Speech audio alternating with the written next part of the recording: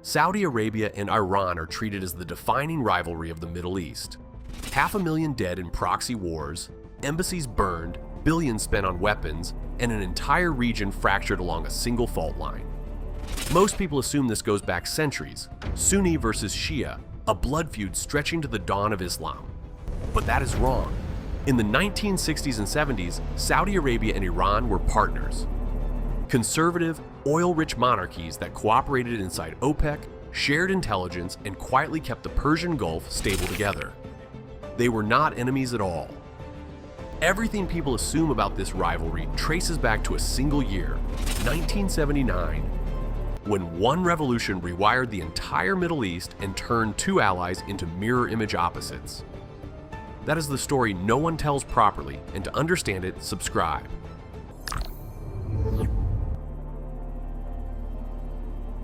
Before 1979, the Shah of Iran and the Saudi royal family operated from the same template. Both ran monarchies with absolute power concentrated in one ruling house. Both were close American allies during the Cold War, receiving weapons, intelligence, and diplomatic cover from Washington.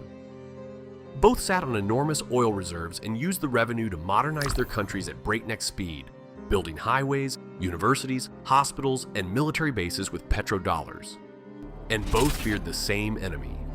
It was not each other. It was Gamal Abdel Nasser in Egypt and the wave of revolutionary Arab nationalism that swept through the region in the 1950s and 60s. Nasser wanted to overthrow monarchies. He wanted secular socialist republics. He backed coups and insurgencies across the Arab world, and both the Shah and the Saudi king saw him as a direct threat to their survival. So they coordinated. They aligned on oil production inside OPEC, often negotiating as a bloc. They shared intelligence about radical movements. They stood shoulder to shoulder at summits, and their diplomats spoke regularly. The Shah even visited Saudi Arabia, and the two countries treated each other as the twin pillars of Gulf security, a phrase American strategists actually used. Washington saw them as a pair, two reliable, oil-rich monarchies holding the region together while the Cold War raged everywhere else. If you had told someone in 1975 that Saudi Arabia and Iran would become the bitterest rivals in the Middle East, they would have looked at you like you were describing a different planet. These were two siblings raised in the same house, wealthy, Western-aligned, suspicious of radicals, and deeply invested in keeping things exactly as they were. That makes what came next even harder to believe, because in 1979, one of those siblings burned the house down.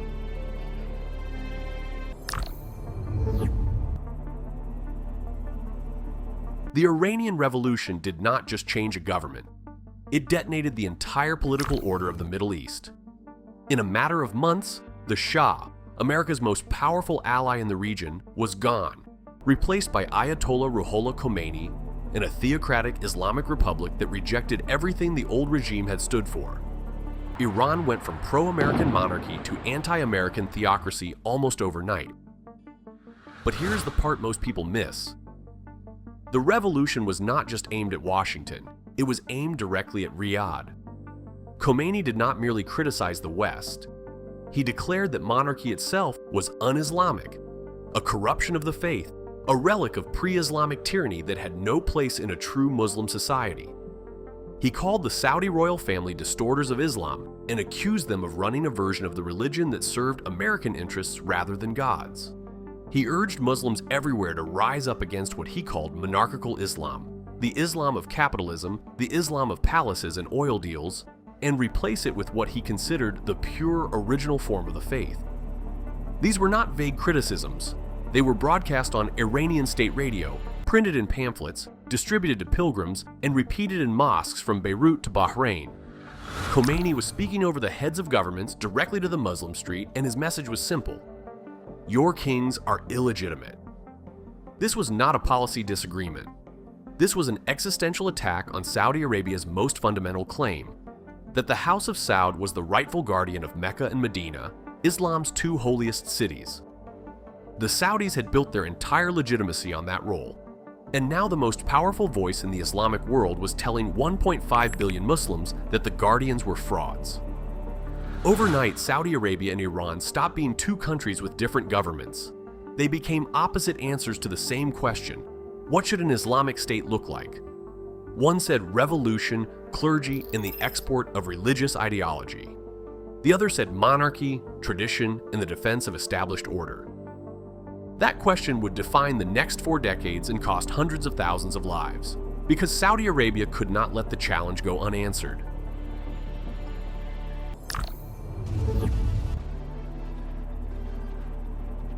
Riyadh's response was not a diplomatic protest. It was a complete restructuring of the kingdom's regional strategy. In 1981, just 2 years after the revolution, Saudi Arabia helped found the Gulf Cooperation Council, a political and military bloc of 6 Sunni-led monarchies along the Persian Gulf, explicitly designed to contain revolutionary Iran. Kuwait, Bahrain, Qatar, the UAE, and Oman joined under Saudi leadership. The message was clear. The Gulf's monarchies would stand together against Tehran's new order. Then came the Iran-Iraq War. When Saddam Hussein invaded Iran in 1980, Saudi Arabia quietly bankrolled his war effort to the tune of tens of billions of dollars. Not because the Saudis loved Saddam, they did not trust him at all. But a weakened Iran was the only acceptable outcome. The logic was brutal and simple. If Khomeini's revolution could be bled dry on the Iraqi border, it would have less energy to export elsewhere. Every dollar sent to Baghdad was a dollar spent keeping the revolution contained. The war ground on for 8 years, killed roughly 1 million people, and ended in a stalemate. But from Riyadh's perspective, a stalemate was a victory. Iran survived, but it did not spread. During this period, Saudi Arabia reframed its entire identity. The kingdom became the self-declared defender of Sunni order, the protector of the holy cities, the pillar of stability against revolutionary chaos. Saudi-funded mosques, schools, and religious organizations spread across the Muslim world, projecting a version of Islam that stood in direct opposition to Tehran's. This was not a cultural inheritance passed down through centuries. It was a deliberate political construction, assembled piece by piece in the 1980s, with religion as its vocabulary and power as its grammar.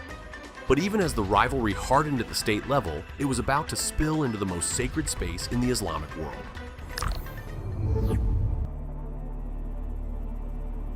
In 1987, during the annual Hajj pilgrimage, Iranian pilgrims staged a large political demonstration inside Mecca itself. They carried banners, chanted slogans against the United States and Israel, and called for the export of Iran's revolution. Saudi security forces moved in to stop them. What followed was chaos, clashes in the streets, a stampede in the crush of bodies, tear gas drifting through the holiest city on earth. When it ended, 402 people were dead. 275 of them were Iranian pilgrims. 85 were Saudi police and civilians. 42 were pilgrims from other countries caught in the violence. Another 649 were wounded. The Mecca incident transformed the rivalry from a geopolitical chess match into something visceral, something felt by millions of ordinary people on both sides. For Iranians, it became proof that the Saudis were unfit custodians of Islam's holiest sites, that they would kill pilgrims to maintain control. For Saudis, it became proof that Iran would weaponize even the Hajj, turning a sacred obligation into a political weapon. Khomeini responded by declaring that Mecca was now in the hands of infidels. Saudi media called Iran's leaders agents of Satan. The language of diplomacy was gone. What replaced it was the kind of fury that seeps into generations, the kind that turns every future conflict in every corner of the region into an extension of this one fight.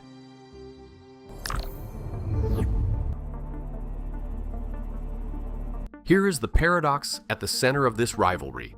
Saudi Arabia and Iran have never fought each other directly, not once. No Saudi soldier has ever fired at an Iranian soldier on a battlefield.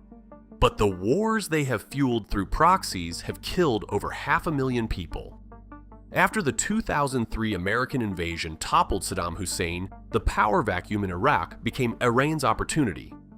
Tehran extended its influence deep into the country through Shia-led political parties, militia networks, and religious institutions that had operated underground for decades.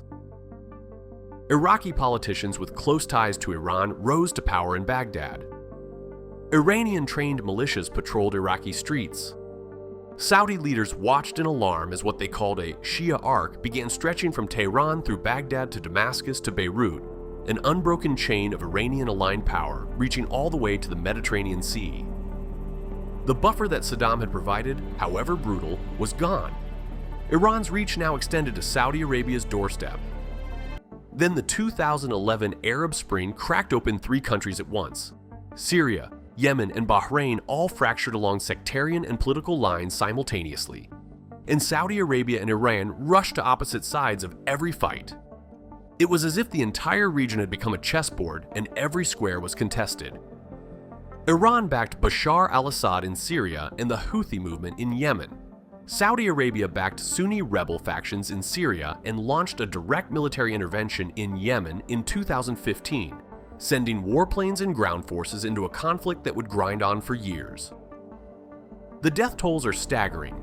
Syria's civil war has killed over 350,000 people by documented count, with some estimates exceeding 500,000. In Yemen, over 150,000 people have been killed directly by the fighting, and total war-related deaths, from violence, hunger, and disease, exceeded 377,000 by 2021. 2 countries that have never fired a single shot at each other managed to set an entire region on fire. Analysts call it the Middle East's Cold War, but that nickname understates it. Cold wars are supposed to stay cold. But the battlefield was not just geographic.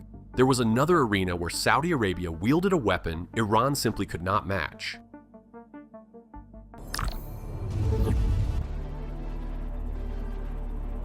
Both Saudi Arabia and Iran are among the world's largest oil exporters and heavyweight members of OPEC, which means every production meeting doubles as a proxy negotiation in their larger struggle. Saudi Arabia holds a card that Iran cannot play: spare capacity. The kingdom can increase its oil output by millions of barrels per day almost at will, a capability no other OPEC member comes close to matching. In 2011, a senior Saudi official publicly warned that Iran was deeply vulnerable in the oil sector, and that Saudi spare capacity meant Riyadh could almost instantly replace all of Iran's oil production on the global market. Think about what that means. This is not a threat involving missiles or proxy militias. It is a threat to collapse Iran's economy with a single policy decision. Oil revenue is the lifeblood of the Iranian state. It funds the government, the military, and the vast network of regional proxies. And Saudi Arabia has the ability to make that revenue disappear by flooding the market and cratering the price. Their clashes over output quotas and market share have repeatedly derailed OPEC negotiations, sending shockwaves through global energy markets that reach every gas station on Earth. For Saudi Arabia, oil is not just revenue. It is leverage. Leverage that Iran, battered by decades of international sanctions, simply cannot match. By the mid-2000s, the rivalry reached its most concentrated expression, not on any battlefield, but in how each country answered a single question: what does the future look like?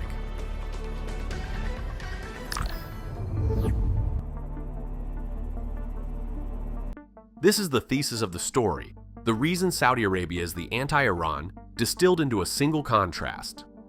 In 2016, Saudi Arabia launched Vision 2030, an ambitious national plan to diversify the economy away from oil dependence, open Saudi society to tourism and entertainment, build a post-petroleum future, attract global investment, and transform the kingdom into a modern state.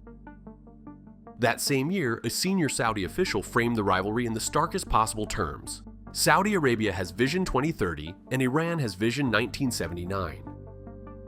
One country is building Neom, a futuristic megacity in the desert. The other is exporting revolution through militia networks across 4 countries. One aligns with Washington, courts Silicon Valley, and hosts Formula One races.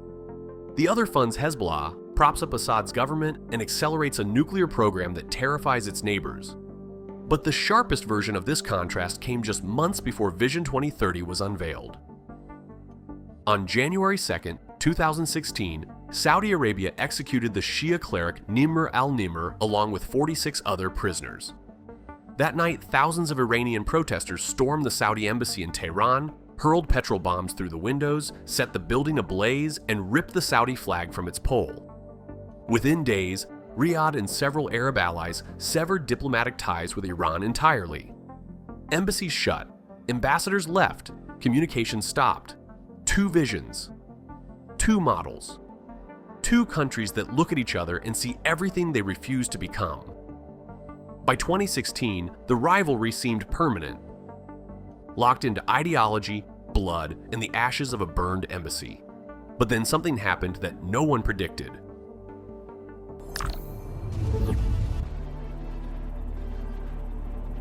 In March 2023 in Beijing, Saudi Arabia and Iran signed an agreement to restore diplomatic relations within 2 months. The deal was not brokered by Washington. It was not negotiated at the United Nations. It was arranged by China, a signal that the geopolitical ground beneath the entire rivalry had shifted in ways that are still unfolding. Ambassadors returned to their posts. Embassies reopened. After 4 decades of escalation, the anti-Iran posture softened in a single announcement. But analysts are careful to point out what the deal is and what it is not. It is a tactical pause, not a resolution.